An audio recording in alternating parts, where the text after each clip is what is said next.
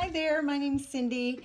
This is a video attachment to my blog, which I hope you enjoyed reading, called Bringing Your Joy to the Table. And, I know a lot of people are dealing with things like what I wrote about in this blog. And, I just wanted to talk a little bit about that because we're coming into the holidays and people either are dreading or loving, but too often we're kind of dreading it and dealing with our families and certain things come up in people around the holidays. So anyway, I wanted to share a couple of stories. I get to share with people a lot some personal things that I've been through that help them overcome, and become more comfortable talking with me. My story when it comes to subconscious blocks had to do with when we started releasing them about 8 years ago. I found Mortar Health Center, and Ted Mortar helped me a great deal release some of these blocks, and I knew I had them in me, and they weren't letting me become my best version of myself. And so when he started working on these blocks, I just was in for it. I was 100% in. I knew they were there, and I wanted them gone. And boy, I tease people. All I did was cry on the table. But when I left there, I felt, my sunglasses were on. I was a mess, but I felt so much lighter because things were just coming out of me. So I think that when somebody's crying, like tears come up about a situation, there's a wound there that needs to be healed, I think. And the way to heal it, I think the beginning is to reveal it. So you have to reveal it to heal it. And that takes a lot of guts to do that, because you really have to acknowledge some of your severe weaknesses. So it's not necessarily fun. But a lot of my stuff, I found out, being this, appearing and strong and confident and whatever, but I had a lot of self-worthiness issues and self-worth issues. Very amazing, just holds on me, and they were released, and it has literally set me free. So here I am, 8 years later, and still doing what I do, and I get to, help people in a different, on a deeper level than just coming in and lifting weights and learning how to eat. They come to me not in a great place. I specialize with weight loss, and, usually they're feeling kind of crappy. The way they look and feel, and they're no energy, and they just, they're feeling kind of like hopeless, but they're looking at me like, are you my mother? So I get to help them through that wonderfulness, and they just attach to my positivity. I hope, I've been told, like, I know that they're going to find results with me. They just haven't believed. They just can't believe it yet, but they do. Anyway, I had a couple of great stories come up. A lot of people's epiphanies and observations and great personal awarenesses come to the fore when you're working out and you're one-on-one. And a friendship develops and a trust develops, and people say things and have confessed things to me that are literally heartbreaking, but there's really some good stuff too.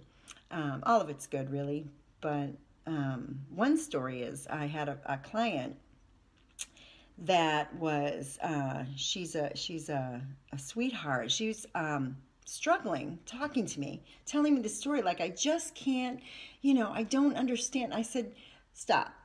She was just very frustrated, and I said, stop. Do you want to find out where that's attached, where that's rooted in, what that is, And she's like, yes. I don't want this taking a hold of me anymore. So I talked to her about a muscle testing, and I explained how to do that, and we did it. And your body can't lie to you. So we did a muscle testing, and usually your stuff's related to something, and Mortar has this. It's fear. It's false. It's the acronym for false. Fear, anger, love, sadness, or enjoyment. Most people's stuff, their junk, I have found, is related to fear, sadness, or anger. So we did the muscle testing. I stood her up and I said, I want you to feel how you feel when you're thinking about food. I want you to just get into it. Close your eyes and get into it. And she did that, put her arm out. I started asking her a question one at a time while she was just focusing on how she felt. And I said, is this thought related to fear? Is there attachment to fear? Down went her arm. She couldn't hold it against the light pressure of my hand, and we worked it back and forth. We went through fear, anger, sadness. It wasn't attached to enjoyment or love, as much as she loved those sweets. But fear was the major contributor. So I started to talk with her. I'm like, this is great. We know it's about fear. She started to bawl her eyes out, held her face. Oh my God. She started to tell me a story. She had a memory bubble up. When she was 18, we'll just say, she was pregnant on some sort of a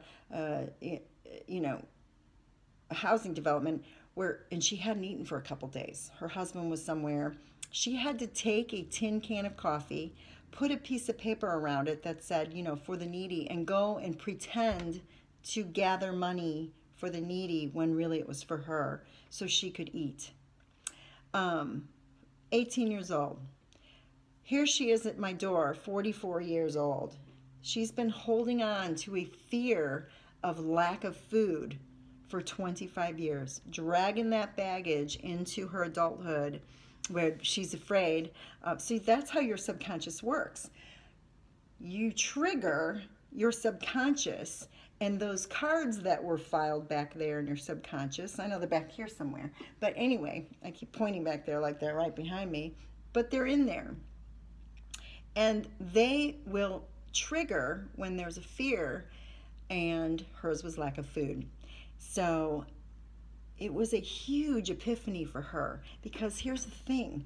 Once your brain, your conscious brain, acknowledges that you've been holding on to a fear that has nothing to do with your now reality and situation in life at 44 years old, man, that sure is a relief. It's so much easier to go, no, I am not accepting that, in my life anymore.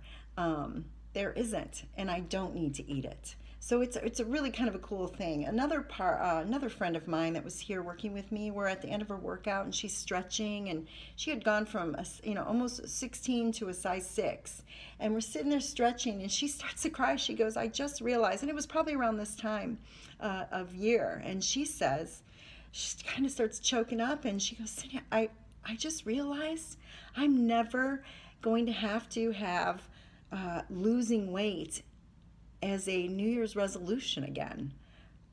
I'll never have to do that again. And so those are just some fun, things. Come on in and cry with me.